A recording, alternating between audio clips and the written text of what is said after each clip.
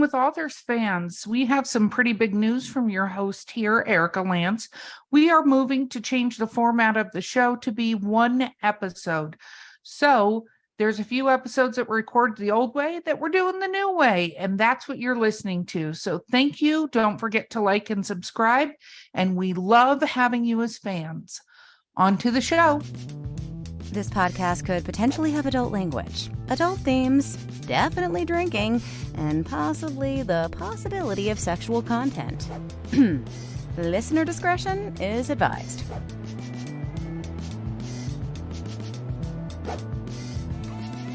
Welcome to Drinking with Authors, the podcast. I'm your host, Erica Lance. My amazing co-host today is the fantastic Bo Lake, and we get to meet with Debbie Weiss. Woo! Welcome, Debbie. Thank you for having me, Erica and Bo. I appreciate it. Absolutely. Okay, let's talk a little bit about what we're drinking. So I got a little creative today, peeps. And in this cup I got some chai latte mix from Starbucks. And then I put espresso Baileys in it. And I added cold brew and then milk.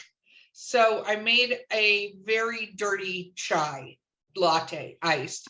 I'm very excited about this. I felt very creative this morning.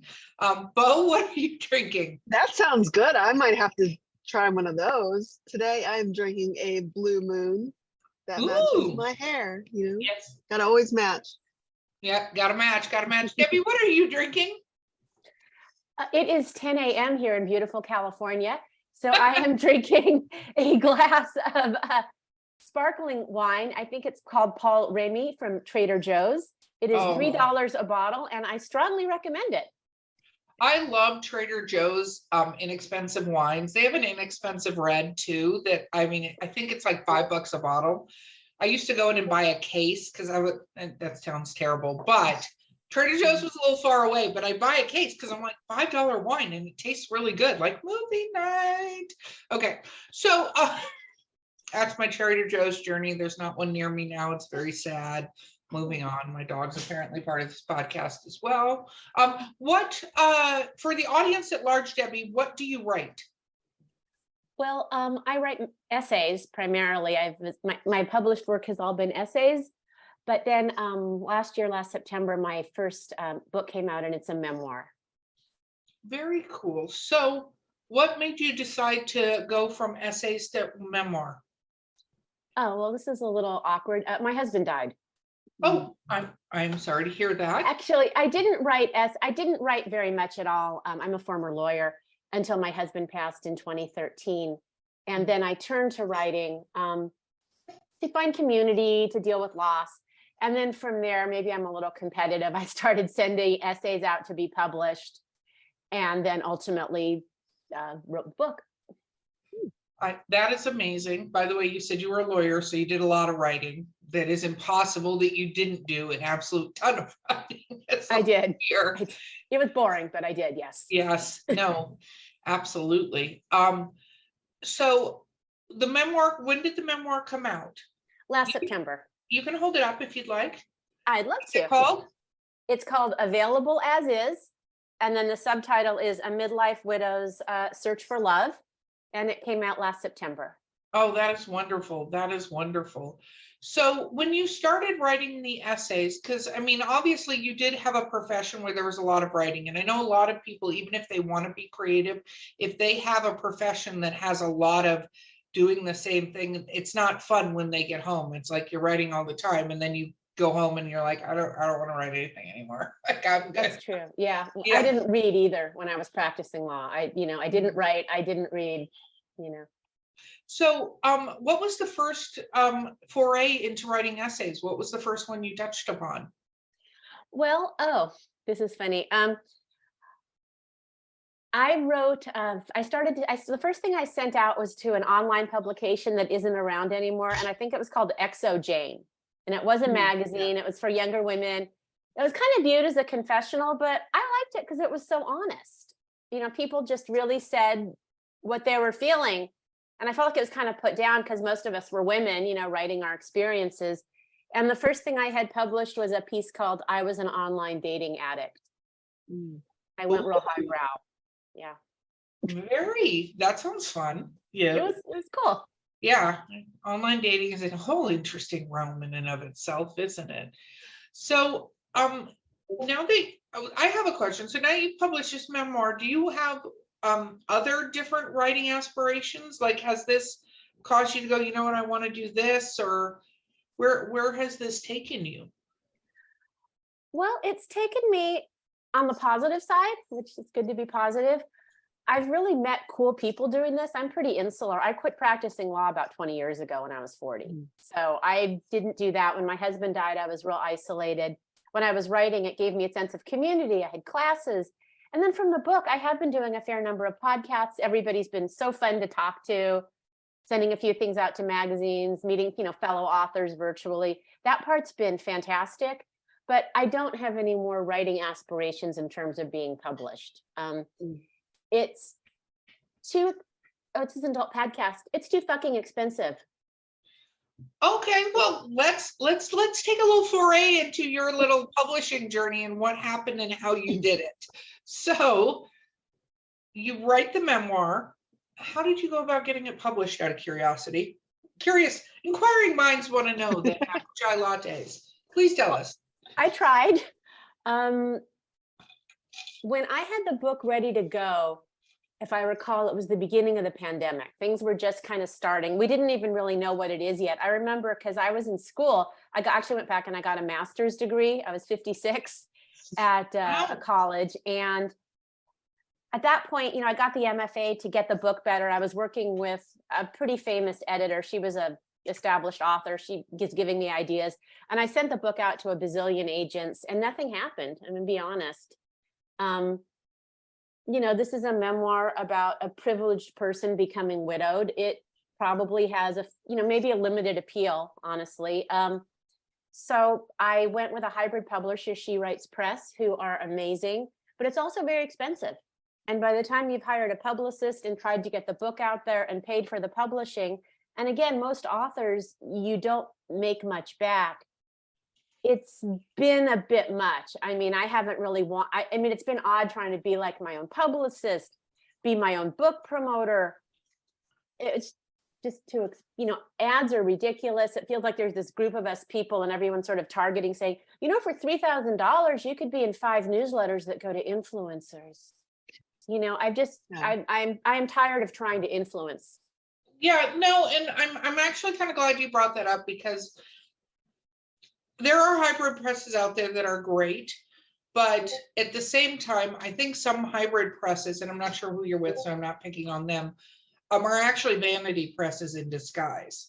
So a vanity press charges you for everything, basically doesn't do anything on the other side. They just go, here's your book, and go make it happen. And there's a lot of misnomers about getting your book out there and stuff. There is a lot to do with marketing, but it shouldn't actually cost you a lot to create your author platform and do word of mouth. Like, there's a lot of book clubs you can reach out to.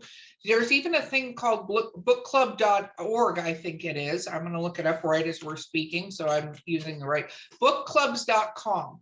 And you can actually go on there and create a book club and for your book even, or you can go on there and find book clubs that do certain like memoirs and stuff like that.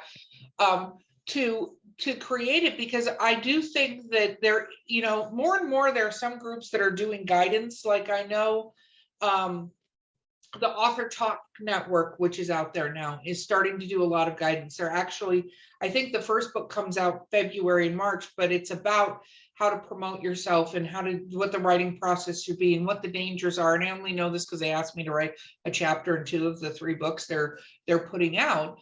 But it is dangerous, because you get these like, hey, if you do this, I'll send it to my 50,000 Twitter followers. Like, who the hell knows who's actually following you, and do they actually buy books? That's cool. Yeah. You manage to get 50,000 Twitter followers, but it is very dangerous and can be exhausting for people, because it's a lot of money, and you go, well, wait, I don't know, what is the right place, and is your book placed in the right genres and stuff like that? Because I think regardless of where you came from, your tale is going to resonate with people who've lost somebody. Like, that's the truth. It doesn't matter where you are in life, the grieving process is fairly similar for everyone, and they can find pieces in where other people have gone through, even just to acknowledge how they're feeling, right? Because I think a lot of people, when going through a process like that, myself included, you go through different things and you go, am I alone in this? Is there something wrong with me for feeling this way?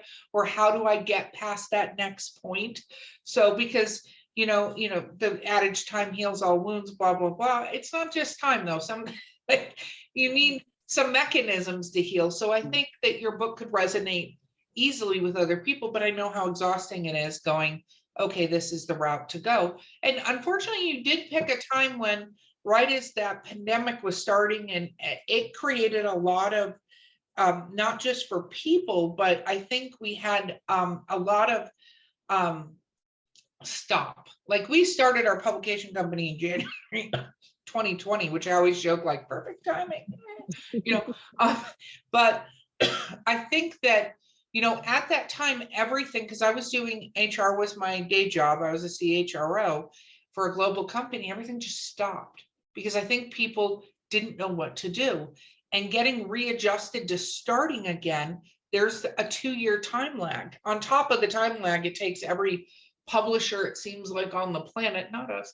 And there are several smaller presses that actually treat authors really, really well, but a lot of them, everything stopped. So they stopped. So then they stopped. And then, communication comes back years later. I saw somebody post the other day that they had submitted a book, and 3 years later, they got a rejection notice. 3 years. Like, what the hell are you going to do with that? Like, I'm sitting here waiting for you to tell me whether or not you're going to publish my book. 3 years later, said no one on the planet, right? I hope. Yeah. So I think it's, you've had an interesting journey, but it's something, and we can always talk offline, maybe to reset, to look at it differently, because I think you get trapped in it's expensive and I have to do these things, but there are ways to do it where it doesn't cost anything but time. There is time invested in making those kind of things. There, I just did a bunch of pontificating. Go me anyway. Bo, do you have questions? Look, I'm doing it in the first half. Look at me. Wow. Usually I don't get asked a question until like the latter half. Since you wrote a memoir, how did you outline the entire memoir, or did you just free write and see where it took you? What was your process like? The second one. Thank you for asking. It was more like the second one. When my husband passed in about a year after, I started just to go to writing classes. Mm-hmm. And then, 14 months after he passed, I started dating, and it was a shit show. And, mm-hmm. I met so many terrible guys. I joke that I wrote the book to warn midlife women about the exceedingly poor quality of so many middle-aged men out there. And I started to just write like vignettes, like I'd write a dating vignette, and I started to blog, which did that.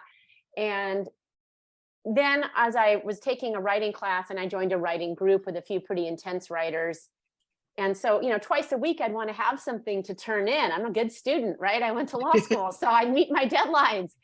And then as I started to write little bits of pieces, I started to put them together. And then I realized I didn't know what I was doing, which led to more workshops. I did some workshops in San Francisco for works in progress and stuff, which was really neat. It got me to meet different people and out of the house. Mm-hmm. And so what happened is it just kind of started to evolve and evolve and evolve. So it was little vignettes, which then turned into kind of a mess of a draft, which then went into much better drafts. Right. So you said you just started doing writing classes. Were you a big writer, as a kid? Were you writing little stories all the time? Yes, I was. I used to write little stories, not a lot, but I was a geek in high school, and I took all the writing classes I could. Mm-hmm. I was in AP English. I did creative writing. There were some school writing contests, and 5 of us got the top scores, all that kind mm-hmm. of thing. So I enjoyed it. In college, I was a literature major, which I loved, mm-hmm. and I loved writing those kinds of papers. Then I went to law school, and all my creativity died. But then after I quit practicing law, I went back to a weekly writing class. I didn't take it very intensely, but I submitted mm-hmm. stuff once a week. My husband was alive then, and mm-hmm. I didn't, I spent most of my time with him. It was a very encompassing marriage. So then when he passed, I had a lot more time, probably too much time. And I went back to the class and then the group and then more classes and then more intense. And if publishing didn't cost, like if there wasn't so many costs to put into it for you, do you have plans to potentially do another book? Is there another one brewing in your mind somewhere? Well, that's interesting. I don't seem to have much of an imagination. I can write a book, I can write essays, but it's all stuff that's happened to me. Right. I write, I mean, I know how to condense, I know how to make things more interesting. I get story arc, I can talk about that stuff, but I'm not a fiction writer. I wrote one short story in the MFA program, sent it everywhere and it was rejected everywhere. It was like, okay, this is not good.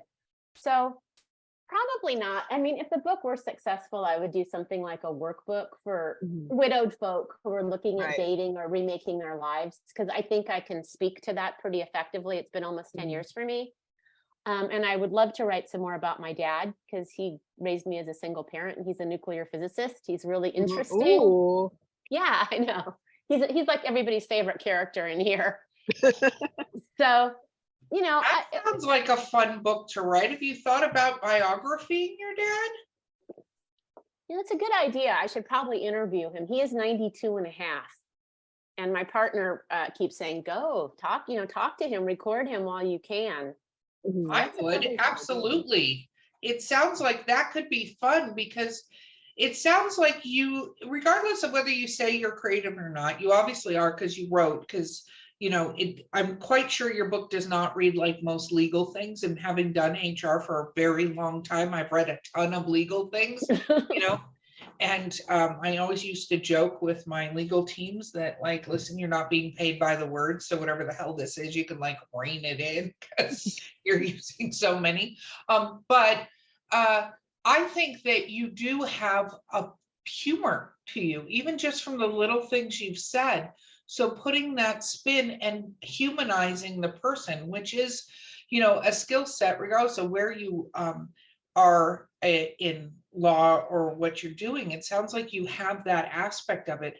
And that is a whole skill set that not every writer has, taking real life experiences and being a storyteller. So you are a storyteller. Now, I'm not saying you can write a fantasy novel. I can't write a fantasy novel because that's too much world building, and screw that shit. Said that many times on the show. I write humorous erotica, and my humorous erotica is based on a lot of real life experiences that I've had, right? Just fictionalized, and with, compartmentalizing some of it and stuff like that, because you could have like a 2-week road trip. Well, nobody wants to hear about every single day necessarily on the 2-week road trip, but you can condense it, right? It sounds like you have that skill set. So I think it's something, just my advice that you might want to go into, and then we can, like I said, talk offline about how you can approach finding your audience for your book and your workbook and things like that. But I would write your dad's biography. I think that's a brilliant idea, because, a nuclear physicist, that is, Sheldon Cooper all over the place. Like, look at that. That is like the #1 TV show for like 10 years. So people are interested in that subject. So that's I would do that. Well, thank you. I think that's a great idea. Because but my dad's cool. His life was really interesting. He was born in 1932.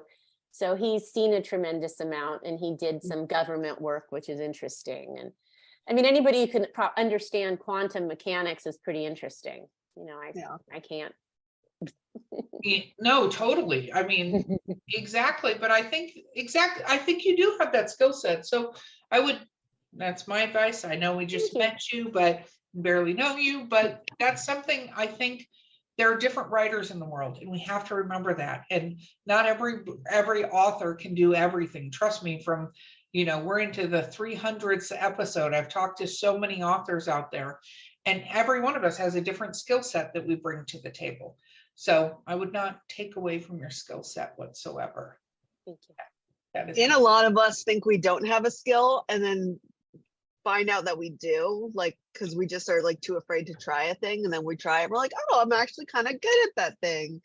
You're totally right. Because like these podcasts, I've actually done a fair number of them to promote the book, and I wouldn't have done them if I didn't have a book, But I've talked about recovering from widowhood. I talk about midlife stuff, and I've loved meeting people, and I've loved talking. And I've done a few readings and things, and people are like, "You're not nervous?" It's like, no, I'm not nervous. I'm going to be 60. I'm past that kind of nervousness.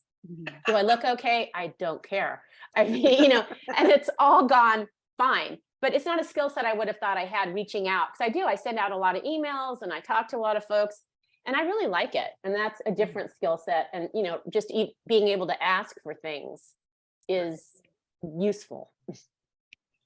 I agree 100%. And, the fact that you have done that, you're actually steps way above some authors that don't reach out at all. Like, you'd be amazed how many, because there are more guidebooks coming out to help authors to do stuff, but they're not just abounding around the place. And it's sometimes hard for authors to find it because there's a lot of misinformation too, and stuff on how to do things. So no, you being on podcasts and talking about all this stuff, I think is completely fabulous. So, yeah, absolutely. Okay, we're going to take a quick break. We'll be right back with Drinking with Authors.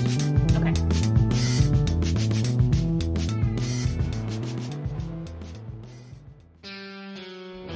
Hey, listeners. You know me, Erica Lance. You're just listening to me in the podcast that you have. But guess what? I'm doing something new. Yeah, she's joining me, Mark Muncy, the author of the Erie, Florida book series in Erie, Appalachia, and we are hosting a new podcast called Erie Travels. Woo-woo! Erie Travels, which covers things like ghosts, cryptids, weird stuff, UFOs, men in black, all kinds of fun things that people talk about, and I'm sure you've discussed with friends. Yep, and you can listen to us on your favorite podcast platform of choice, or find us at erietravels.com and join in the fun and all the spooky goodness. And of course, Mark, what do we always say? We'll see you on the other side.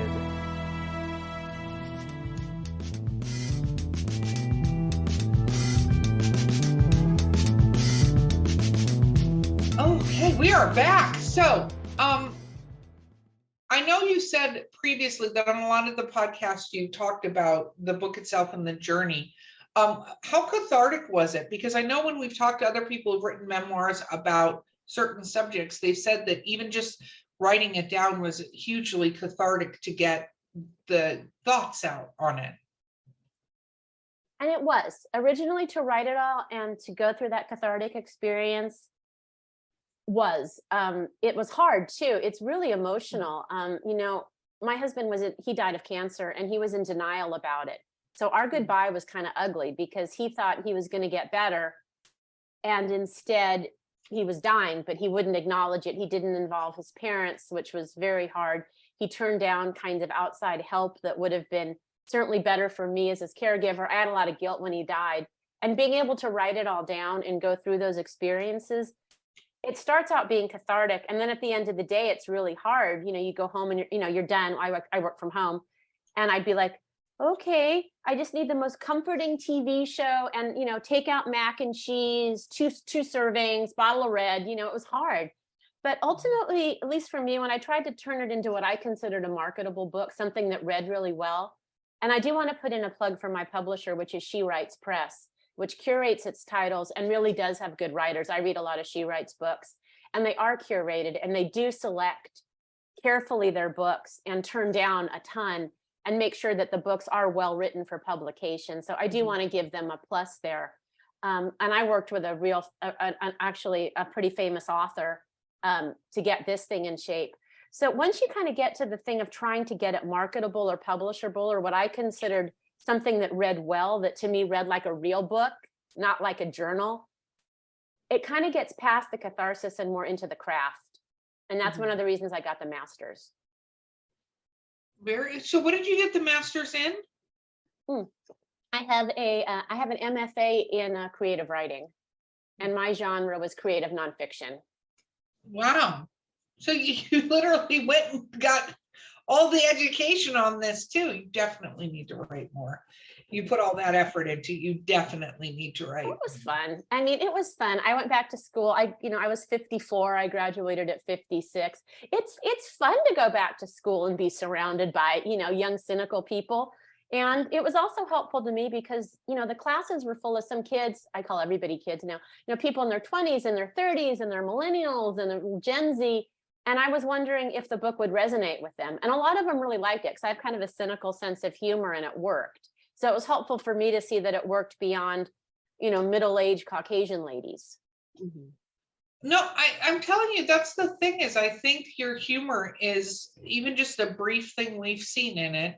And honestly, when you were describing the story with your husband briefly, obviously, I had a similar situation. I lost my mom when I was 27 to breast cancer that she was going to handle holistically, like it was, and you get anger from that. So I Yeah. 1000% relate to what you said, because you just go, everybody's journey has to be their own journey, but there are those situations where we're like, what the actual fuck? Like, what are you doing? That was my life. Yeah, my mom died when I was 10. That's why I said I was raised by a single dad. And she died after a brief illness. And so I was kind of shocked when I was, 49 and my husband gets sick and he's going to die. And I'm like, what the fuck? Twice in my life, the two people I've loved the most. This isn't, I'm not a religious person, but it did make me question fate, and I had to kind of get out of that because, spending the rest of my life mired in self-pity and feeling like I was cursed wasn't going to work. Yeah, no, I can 100% relate to that, Yeah.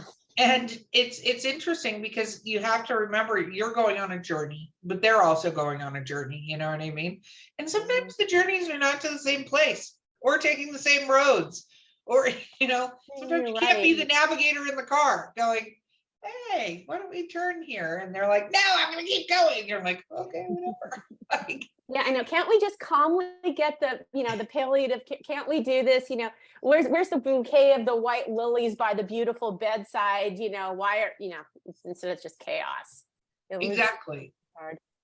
But sometimes, unfortunately, that's part of the journey is you have to go, okay, well, that's your journey. And I'm just going to sit here because that's what I can do at this point in time is sit here. That was kind of it. Yeah. Yeah. My late husband was a workaholic. He was the tech lead on, it's called Quicken, and it was a product by Intuit financial software. Oh, I know what Quicken is. Yeah. Yeah. He was Mr. Quicken. And at the end, he just wanted to work. And that was like kind of his legacy. And it was like, well, I really can't do anything. I can help him to facilitate this work that he wants to do. I can see that in his denial, I think he's still working effectively. I was never really sure. This is what he wants to do with his remaining time. That and make, fancy meals he can't eat. But that's what we can do. I mean, that's how he wants this to end.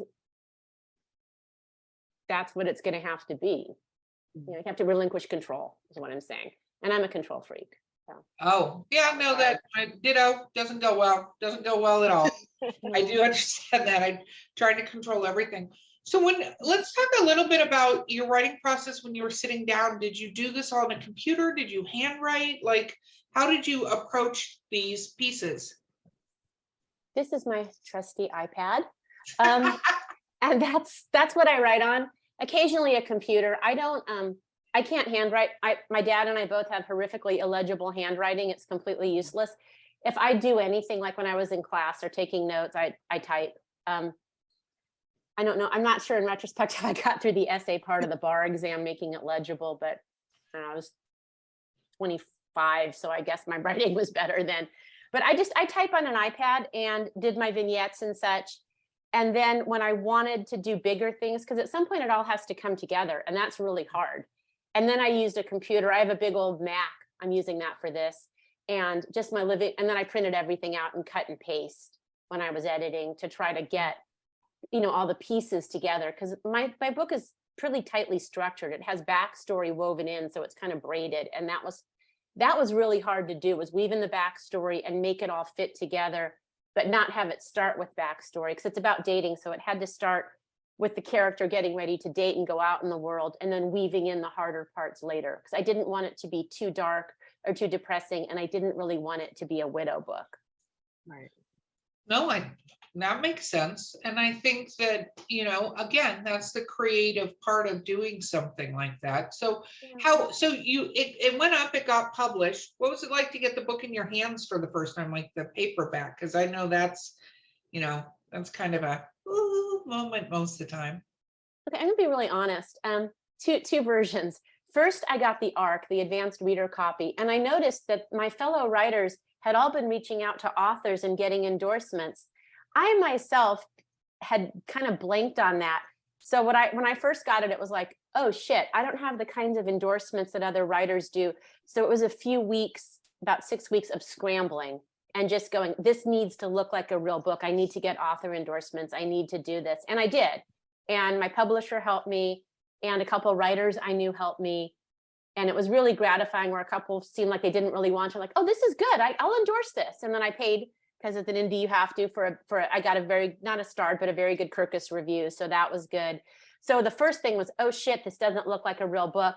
But once I got the final book, which has the dread endorsements and looks like a real book, it was amazing.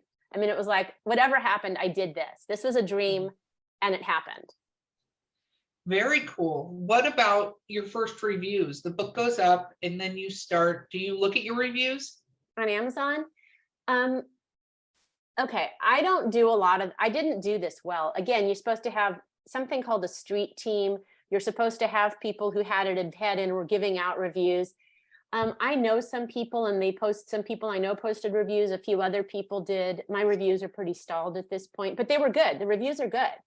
And it was amazing. And I was especially really gratified when I'd see reviews from fellow widows who'd say, this is what I'm going through. I relate to this. She dealt with the issues that I do. I feel less alone. One of them said she dealt with dating. She dealt with sex. Most books don't do that. Thank you.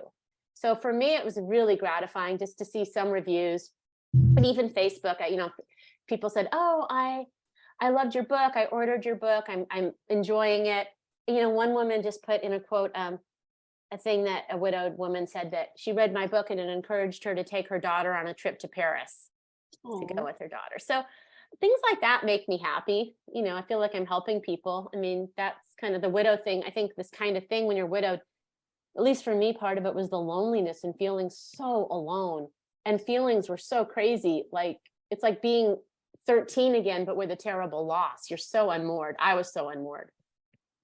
So the fact that I got reviews from people, widowed folk, and divorced people too, who said it was helpful, was great. Because, you expect to spend your life partnered, and then it's like, now what?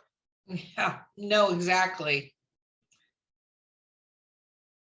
And I think that's great. And you are getting the type of reviews. So, that's one thing, is if you put out a memoir and nobody is saying that it's impacting them at all, you're kind of like, is anybody reading it? Like, what's happening out there, right? Have you done any book club events or anything like that with readers? It hasn't happened yet. I've done readings at a few bookstores. I did a wonderful Q&A with the rabbi at my local synagogue. And I was thinking of my grandma Miriam looking down from heaven. We're Jewish, so this was meaningful to me. I have another bookstore event coming up near where I live. I said a ton of podcasts. My own book club read my book. I twisted their arm a little, but I really haven't had, I did do a couple, I'm lying, a couple virtual book clubs. I've done a couple virtual book clubs where widows groups reached out to me, and I did a couple online. Small, people didn't come. I did one in Canada, in Calgary, and for some reason that was the day Calgary's internet was having a bad day. But I did that. And then tomorrow I'm doing virtual book club for the National Memoirs Association. So I seem to be getting a few organizations, generally widows, find me for a book club, but not so much people. I think I put it out there a few times on Facebook. If you want me, I'll show up virtually. But, No, I think that's great. That's exactly what you need to do, right? Yeah. I'm happy to do that, again, virtually, but yeah, so again, a couple widows groups. How was the in-person readings and signings? How was that for you? Fun. I really enjoyed it. I haven't gotten big turnouts, honestly. Some people, it's kind of a mix of a few people I know, maybe a few widows and divorced women, people who just support the book, people I've known. My local yoga company had an event, and there were a few of us on mats chatting, but I love that. I mean, it's neat because people connect. I've always gotten involvement in the audience. People ask me a lot of questions. They get involved. They share their stories. And like one reading I did at a bookstore here in Pleasanton, California, it was really neat because it was some women, and some were divorced, and there were some widows, and a couple were looking for community, and they kind of bonded at that reading. And that was really neat. For one woman's like, well, I'm new here, I'm trying to meet people. And someone's like, oh, well, join our walking group, join our club, So I've really enjoyed that when I do stuff, people do seem they're engaged. It's just hard because I'm unknown. So, and people are so busy. I mean, I've had a few friends with readings, and I haven't gone because they're too far away. Right. I like the idea of a virtual book club, though. That's not to say there was a good thing about the pandemic or anything, but it's great that there's been more options for like book clubs to meet up like worldwide, or you to go to a book club in Canada without having to leave your house. It's been really eye-opening to see how like things have changed in like some good ways, I guess. No, I agree with you, because I think that it opened the world a lot more, where it closed it in a way. So I'm gonna go back and forth. It closed it in a way, but it also opened it in a way. Yeah. Because it created a situation where we could I don't know how exactly to say this, but like you could reach more people, you could broadly, and especially people that maybe don't go out to things or whatever. It's easier for them to be behind a computer doing stuff. And there's a lot of people in the world that's the case. And but you found people that you wouldn't have found because they weren't in this little community, they were in this worldwide community. Right. And I think you will be surprised, Debbie, how much your book will pick up momentum, because the truth is 64% of book sales, literally, and I'm not making this up, this is by written word media and stuff like that, is by author platform and word of mouth. And word of mouth is going to those things in book clubs. And then this person says to this, and it sort of starts at, the avalanche effect in a good way, not a bad way, where it, you have enough people that when word of mouth and things come up and they go, oh, hey, you should read this book, or hey, I had this in their life thing. And then it just starts to sort of spider web grow. And that's how you have to do it. And doing, takeovers of other people's newsletters. It's something just reaching out to other authors that maybe have written similar memoirs, right? Not exactly the same, but similar memoirs, and going, hey, can we do a newsletter swap, right? Not a paid newsletter swap, but you mentioned their book, they mentioned your book. That's what a newsletter swap is. But it's making those connections with other authors, because if people read their book about loss and grief, they're going to read your book too. Believe it or not, that's how it works. Because most of the time people are looking for more than just one voice in those sort of things. So that's something that can easily be done as well to find it. But it is word of mouth and author platform. And it's not author platform Facebook ads. That's a misnomer. It's author platform that, you're out there, people can see you, you have a newsletter that you're doing once a month, that doesn't have to be all the time, and that you're on, Facebook, like I think or Instagram, it doesn't even have to be all of those, but I think some of your dating things could be probably an absolutely hilarious blog that you could do. You know what I mean? You did essays, but I bet you could do a hilarious blog and also talk about, what you're encountering as you went through the grieving process. And I think you'd find people want to hear your voice there. So I appreciate that. Erica, I did have a blog for years, and it wasn't terribly successful. I mean, I think the writing was good. It started out, the writing was terrible. I could tell I was going to be a better writer, because my blog post went from looking like a couple paragraphs, this guy is a dick, to, something with wisdom and perspective and ideas. And then for a little bit, I wrote on Medium, and I was actually pretty successful on Medium. I was a top writer for a bit. And now I haven't been. It's, I don't know, the publication I wrote for shut down. Medium doesn't feel like Medium. And I kind of ran out of nasty things to say about middle-aged guys, but I've been in a relationship for 5 years. So I'm kind of out of material, which, you know, but yeah, you're right. I probably should get back into that. My newsletters have, people like them, you know, again, it's just not a huge group and it's hard to kind of get people to be interested in that. It's true, but that's what I'm saying. If you find things to write about, and it's once a month. And when I say blog, I'm talking about the blog that goes with your newsletter once a month on this thing. And you did it, but you find other people who published a similar book and you just do crossovers. Because a lot of people, a lot of our authors, one of the things I talk about is they even go, oh, I'm not that interesting. But I go, it's just little things, talking about your pets, talking about, you know, places, wine places you go to, talking about a coffee shop. Like, it's not, it doesn't have to be this very deep, like philosophical, I'm going to pontificate about world issues, you know. It's more like they want to be engaged in knowing you and are interested in that fact. So it's just something to think about on that, I think. That's a good point. You know? And my latest one, I just wrote about like a book I was reading, and I was like, I'm reading this book and it's really great. I have nothing to say about my writing, but I'm reading a book. And my last newsletter, I was in Maui for a couple of weeks, which was really neat. And my last newsletter went into, like, you know, when you're older, losing the male gaze and how that isn't our friend. And so that was kind of fun. I do actually tackle topics. I've tackled having hope after being widowed, that type of thing. I do actually have a piece in a couple months coming out in the Huffington Post about recovering from widowhood. You know, their things are always 2 sentences. So mine was something like, you know, I was widowed 10 years ago. This is how I recovered. See, that is something that you talk about. And you talk about being asked to write about it and stuff like that. I don't know. I think that you'll find your audience that way. And you'll find Erica's very pro newsletter. Well, I mean, it's kind of, you know, I'm trying to be more positive about it and think of it less of a chore and more like, hey, you've got a few people, they're going to listen to what you say, you know. And I think it's okay to have a few people, because a few people means they're going to talk about you to somebody else, and they're going to talk about you to somebody else. And like, my newsletter is not that many people either, but I think it's good to be like, okay, those people are still listening. I got to give them, like, feed the machine, give them something to think about. No, you're right. Exactly.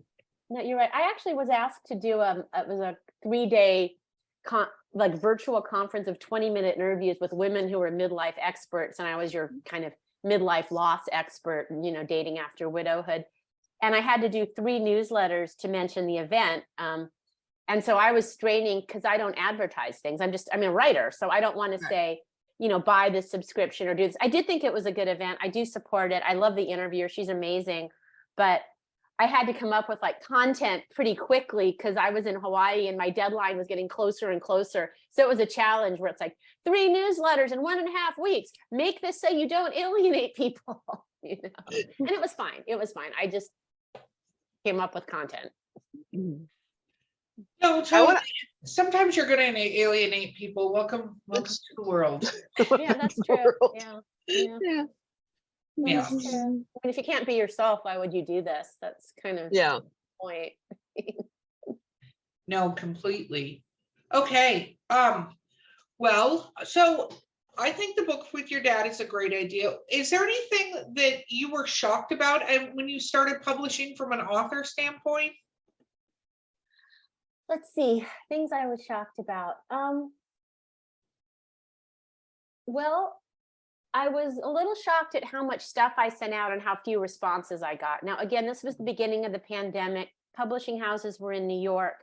I was sending things out probably February of 2020. Mm-hmm. So kind of close to when you were doing stuff, Erica, and it's like, well, not much is happening.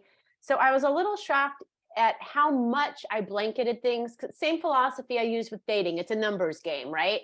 Yeah. So I was a little shocked at how dating, I got too much response. Here I got not enough. So I was a little shocked at how much you're basically pissing in the wind.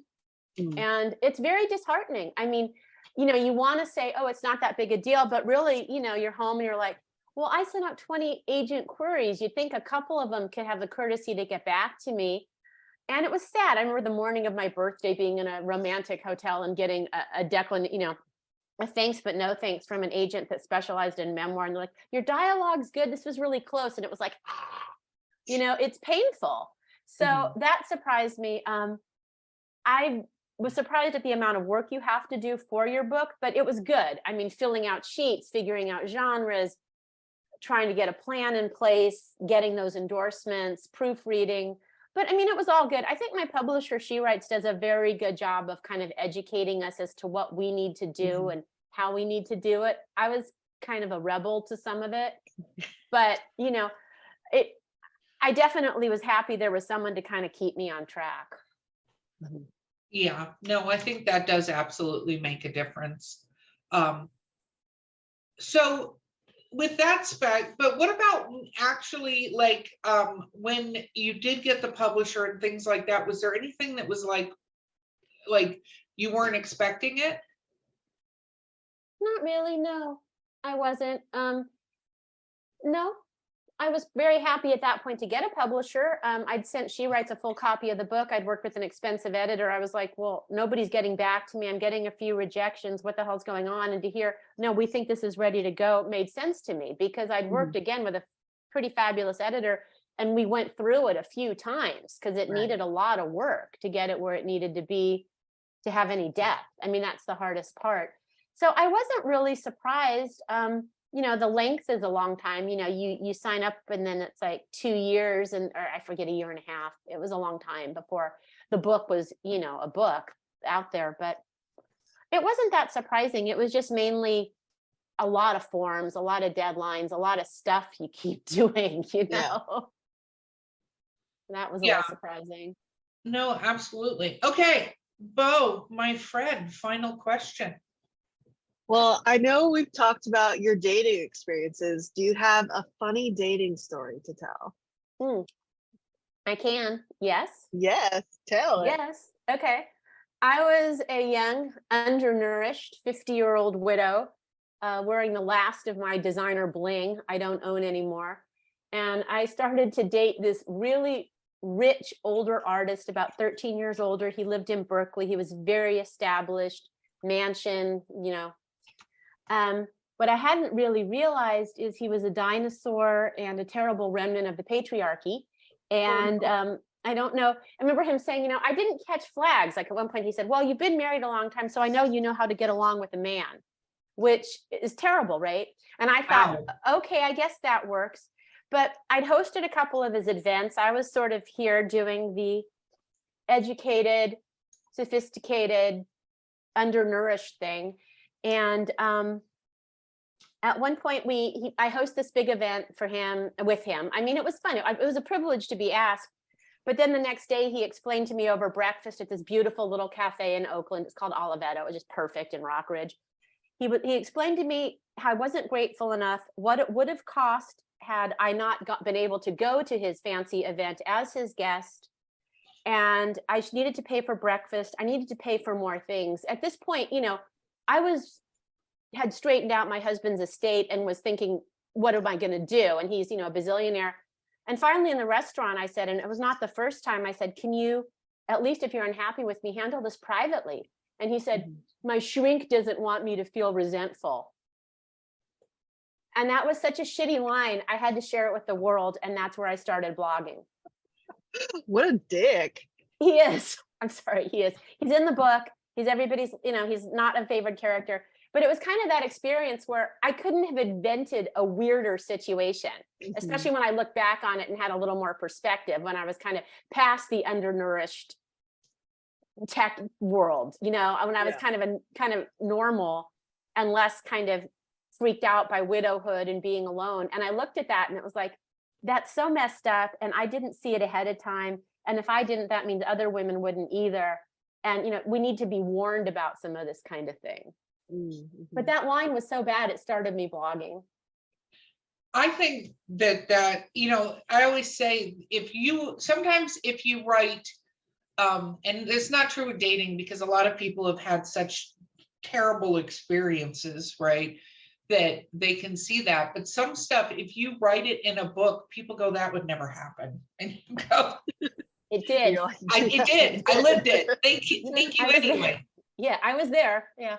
Yeah, exactly. Craziness. Okay, shameless self-promotion time, Debbie. Where can people find your social information and hold up your cover, and where can they find your book?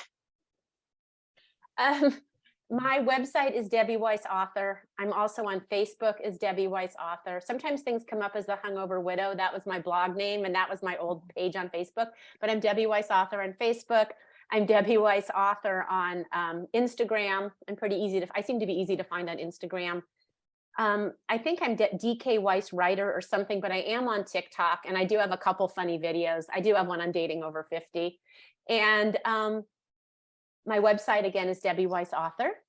And I'm also come up under the Hungover Widow. My book is obviously available on Amazon, Barnes & Noble, wherever books are sold.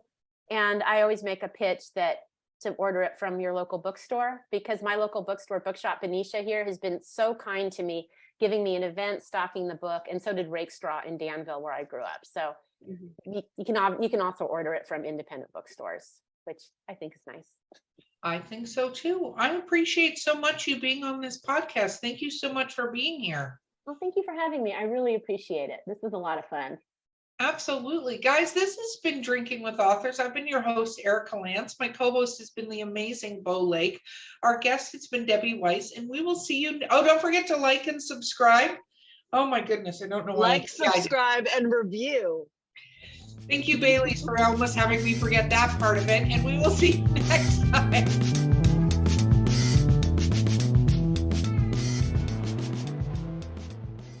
Hello, Drinking with Authors fans. This is your host, Erica Lance. Because of the change of the format of the show, welcome to the literary briefs portion. Enjoy.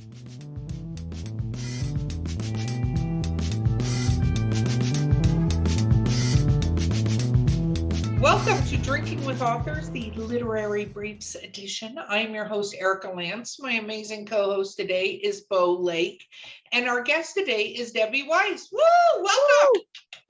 Thank you for having me. I appreciate it.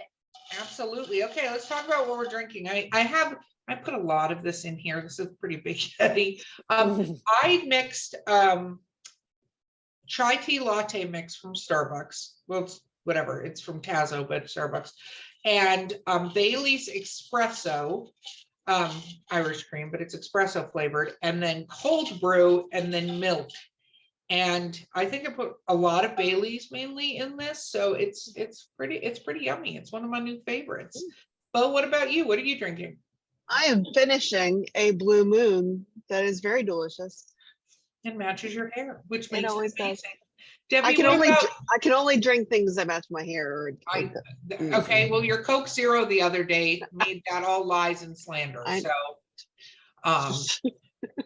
just throwing that out there. Debbie, what about you? What are you drinking? I am drinking a glass of lovely Paul Remy sparkling wine from Trader Joe's at $3 a bottle. It's delicious and wonderfully value priced. Okay. No, I'm just kidding. It's true. I absolutely love the Trader Joe's wine. So I think it's brilliant. Okay. So here we go. Ready? Rapid fire questions, my friend. Okay. What is your favorite book of all time? Consider The Oyster by MFK Fisher. Why is that? I really love MFK Fisher's writing. I think she's just so comforting, and my dad introduced me to her as a writer. And I love the way she weaves in, like, she's talking about food and how that affected her, but she's really talking about her life and her passions and her emotions. And I love how food is the basis for that. And I also just think it's fun to read about food. I don't disagree. It's very fun to read and eat food. Big fan of Great British Baking Show. What about your least favorite book of all time? Might have been War and Peace. I finished it. Thousands of pages, but I understand why it's a masterpiece, but it was really too much about Napoleon, if I recall. It was a slog. Well, it's very funny because there's an audiobook of War and Peace that's kind of ridiculous. And the narrator is terrible, I'm sorry to say. And I remember like starting to read it and I was like, what the hell is going on? I mean, listen to it. And I'm like, this is so weird because War and Peace is thick as it is, but it was even worse with this audiobook. How many hours was that? I only got a little ways into it. I'll tell you, and it's interesting. A narrator makes it. I don't care how great the writing is of the book. If I can't stand the narrator, I can't listen to the book. Right. You know, and I always recommend, even if you want to do audiobooks and you want to listen to it and you're like, oh, I'm so excited about this, do a sample of the narrator to decide whether or not you can listen to that person for 8, 10, 12, 15, 25 hours. In the case of War and Peace, like 487 hours, you know. Yeah, it's long. Okay. What about your favorite book that was made into a movie or TV show where you felt like they did a really good job? Oh, I'm highfalutin here. I'm going to say Firefly Lane. I really love the Firefly Lane TV series. It seems to come out in the winter. I think the first one came out when I'm a big hiker. I had plantar fasciitis. So I was like home taking gummies and zoning, and Firefly Lane came out. And then, you know, I read the book and it was good. It was good. I mean, it's Kristen Hanna. It's amazing. But for some reason, I found the TV series almost more engaging. I just like the people in it so much. Oh, yeah. No, I think the TV show is awesome. That's Katherine Heigl, right? Yes. Yeah. Yeah. No, it's definitely an interesting. What about one they didn't do such a great job with? Oh goodness. There are so many.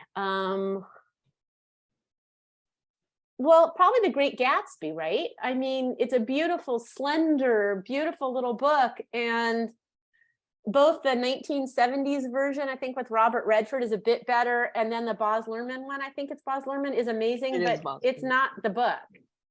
I mean, I don't feel like anybody's really captured kind of that really beautiful, elegiac, quiet feeling that the book had. Yeah, no, and I think that, you know, it's hard to go with what would people accept. And sometimes you have to have more of a story to take part of the story. I don't know if that made sense, but I think it should make sense. Like you have to have more of it to actually understand a small piece of it when you're talking about a story. What about what is one of your favorite places to travel to? Oh, I'm not a big traveler. I mean, I have traveled a bit, but I mean, I've loved everywhere I've traveled. I was just in Maui for 2.5 weeks, so that's on my mind. And I really love Maui. You just chill. You know, when I go on bigger vacations, I take my Rick Steves guidebook and I highlight it, and then I go through it again. And I went with my partner Randall to Maui, and he's pretty chill. And we just chilled. We stayed someplace really cool with a kitchen, walked, sat on the beach, made food at home, lots of poke. And I just liked how chill it is. And just, it's so beautiful there. You can't help but feel relaxed. Where would you like to travel that you haven't traveled yet? I would like to go to see the Prado in Spain, the museum. My dad really loved it there, and I would like to go there and hang out for days on end and look at art. Very cool. What about one of your favorite foods? There are so many. Cheese, soft, gooey cheese. Yeah. What is your favorite cheese? Do you have one? You know, I've done like the fancy triple cream brie stuff and all, but again, I'm older, so I don't eat a ton at one time. That's not my issue. So I'm really liking these sort of, it's real cute. It's like these soft little cubes. It's called Laughing Cow, and it comes in a little pie shape, and each thing is wrapped individually in a square of foil with a nice smiling cow on it. And somehow the packaging is so adorable and comforting, and the cheese is delicious, and it's pre-portioned for you. So you feel like you've had your treat, and then you don't have, 50 pounds, $50 worth of brie in your fridge getting moldy. Because, I bought cheese. Again, I've been a single person for 8. I'm not anymore, but I have been. And it's like serving sizes are like, what the heck do I do with this? So I'm going with the lovely laughing cow. I like it. I like it. What is a weird food combination that you like?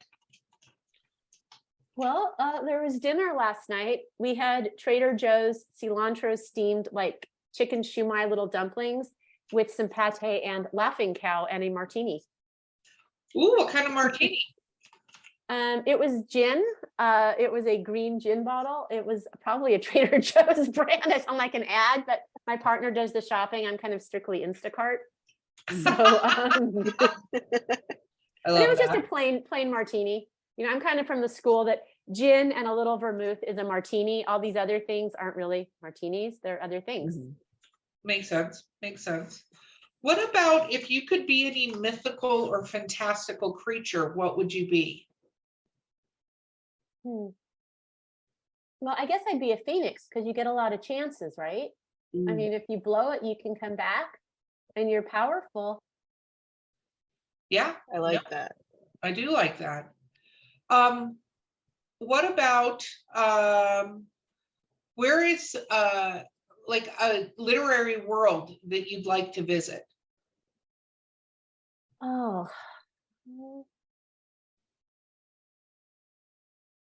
I'm going to get the name wrong, but I read a book for book club and it wasn't a thing I normally read. I think it was called The Cerulean Sky. And it was kind of YA, and it was set in sort of these mythical creatures are living with this man and this kind of village. And it was just really cool because the villagers all turned out to be kind, and it was probably a lovely small town kind of vibe. And I like small towns. I live in Benicia, California, which is kind of a small, old-fashioned feeling town. So I think I'd like to visit the world and the characters. I think it was Cerulean Sea. I'm getting the name wrong. I think it was Cerulean Sea, but I would go visit the town there and hang out. Very cool. What is your favorite trope to read? Trope, like enemies to lovers, or that kind of thing. Like favorite, like kind of story thing to read. Definitely your unreal rom-com, where average woman's life is transformed in super ridiculous way with man she has fake argument with 3/4 of the way through the book. You know, I watch those too. Give me Nancy Myers. You know, so yeah, I mean, my trope, honestly, I'll be honest, when I got through the book and I was stressed, I read very, very much Ellen Hilderbrand. So I am the Nantucket trope reader. Well, and those can be, I'll tell you, one of my favorite genres to read when I'm stressed out or like just need something is paranormal romance, like light paranormal romance, because it's very different than sometimes some of the heavier books or biographies and stuff like that I like to read. And if things are going on, I want ridiculousness because you need that sort of escapism, right? Exactly. Yeah, something about those books worked for me because it was this plot and these people would come together and fall apart and they were all ridiculously, good looking and a little bit kind of stereotypical. They weren't real quirky, and it was just kind of, it was pretty close to watching a soap opera, reading a soap opera. And, the settings were so pretty and it was all these sort of fancy galas and things that made for some kind of fun writing. So yeah, it was just kind of it was really good. It was really good escapism. Very cool. Bo? Who is your favorite author? My favorite author is the late, great Laurie Colwin. Who is your least favorite author? I shouldn't give a name. That would be the schmuck I dated that I talked about in the first episode, the older Berkeley author who's very successful. So I don't like him as a person, but I'm being mean. Least favorite author you would have heard of. Oh, okay. You're gonna hate me. I would say Dan Brown, Da Vinci Code and all that stuff just reads so quick. I mean, the plot's amazing, but it's like, okay, give me something of these characters. I know people love him. And I've gotten sucked in. I mean, he's great to read like in an airport or something, but I find the reading like, this could have been so much more. It's very plot driven, not character driven. Exactly. And it just keeps going. And then there's this twist, and it's like the people are so clear cut. It just, yeah. What is your desert island book? The book that you could read over and over and over again for the rest of your life with no other books? No other books. Oh goodness, that's a hard one. Collected Works of MSK Fisher. That's the one I keep coming back to. What is your favorite writing snack? What do you eat while you write?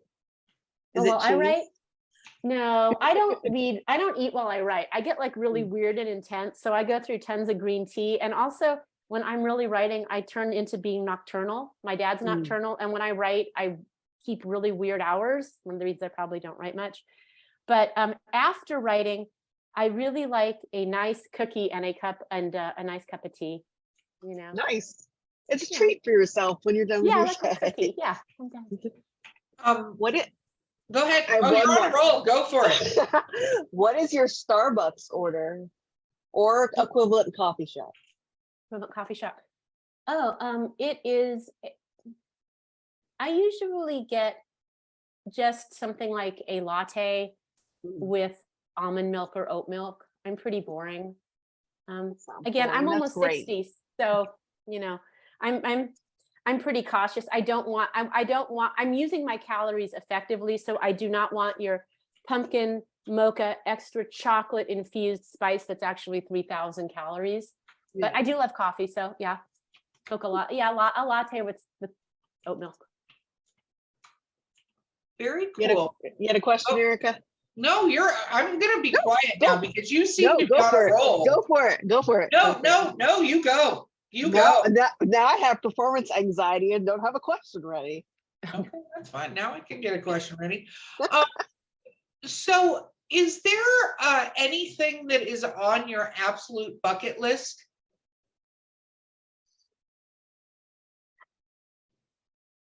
Not really. You know, having been widowed and feeling terrible, I've moved to a home that I love in a new community that I love. I have a partner of 5 years that I'm crazy about. I got my book out there.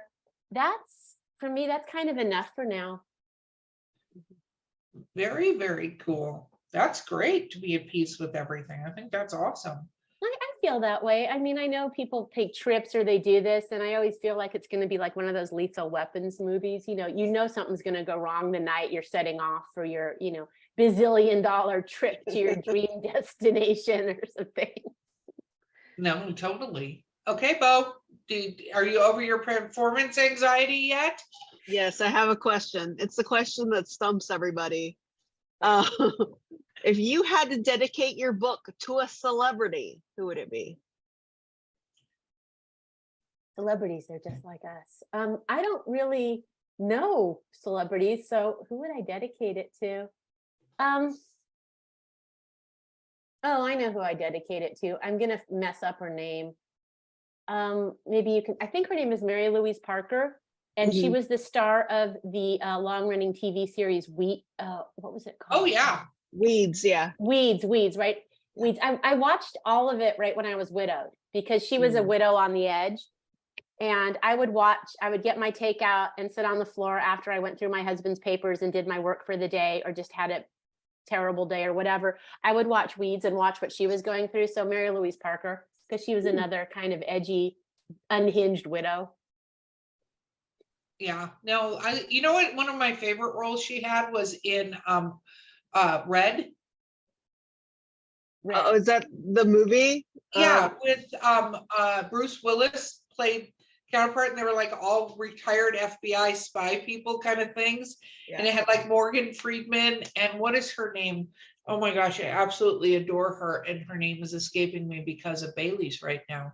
Helen Mirren is in it, and she plays a wet work specialist, which basically means she's an assassin. And Mary Louise Parker plays this girl who works at like a benefits or unemployment office. And anyway, you should watch it. It's terribly hysterical. Okay, Bo, I'm going to make you do the final question. Yeah, do you have pets, Debbie? Do you have animals? Have you ever had animals? I had a cat when I was growing up. She died on the morning my dad had to take her in by himself because I was having an exam in law school. So I was traumatized by that. And no, I don't have any pets. You know, after losing my husband, I joke, I haven't yet been ready to have something that's going to predecease me again. No, that makes it okay. Bo, final question, my friend. No pressure. Make it great. You always make fun of this question, though. That's fine. I won't make fun of it this time. I promise. What is your advice to other writers? Oh, goodness. Well, I've taught writing. So write what you're passionate about. Write the thing that you can't leave alone. You know, if this is the thing that's hurting, that you're like, well, this is the hard stuff. This is painful. That's what you want to write. I like that. That's good advice. Very cool. Well, shameless self-promotion time. Talk about where you find your book and where you find your socials and stuff to sign up for your newsletter. Well, thank you. My website is Debbie Weiss Author. It also comes up under its old name, which is The Hungover Widow. The domain name I let lapse. But I am Debbie Weiss Author. And again, The Hungover Widow is my old moniker. So you can find my website there. I am on Facebook. I have an author page, Debbie Weiss Author. I'm pretty easy to find, and I love hearing from people, widowed folk who are having a hard time. I answer people. I answer everybody. I'm on Instagram as Debbie Weiss Author, and I have cute pictures of me with my partner, Randall, who's super photogenic. I'm on TikTok. I think it's DK Weiss Writer or Debbie Weiss Writer. I'm not on TikTok a lot. And you can find my book. I'm shamelessly self-promoting, available as is. You can find it obviously on Amazon, where it has some good reviews and has had some traction. You can also, it's also available like on websites, Barnes and Noble, any standard place. My publisher has normal widespread distribution. And you can also order it if it's not on the shelves of your independent bookstore, which I love because the two independent bookstores where I've been living have been so kind to me in stocking my book and supporting it. So I always think that that's really important. Very, very cool. Awesome. Thank you so much for being on the podcast with us today. It was wonderful having you. This was really fun. Thank you. This was a blast. Absolutely. Guys, this has been Drinking with Authors, the Literary Briefs edition. I have been your host, Erica Lance. My co-host is the amazing Bo Lake. Do not forget to like, subscribe, review, hit that button now. You want to follow us because we're tons of fun. And of course, leave us any comment you'd like. We'd love to hear from you. Our guest has been Debbie Weiss, and we will see you guys next time.